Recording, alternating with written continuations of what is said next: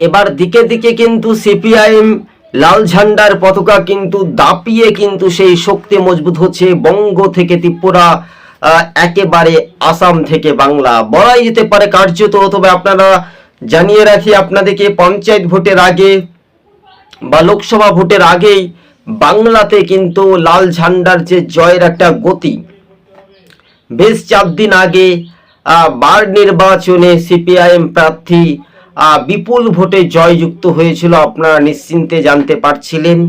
এবং যেখানে মাদ্রাসা নির্বাচন সেখানেও কিন্তু বিরোধীদের দাপটে জয় পাওয়া যাচ্ছে।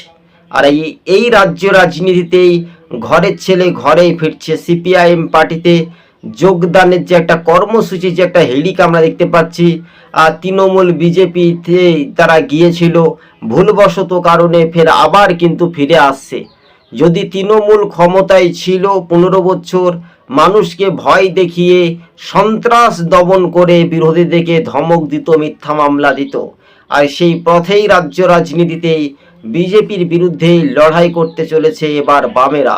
সবুজবঙ্গ নিউজ চ্যানেলটি ভালো লাগলে শেয়ার করে পাশে থাকবেন।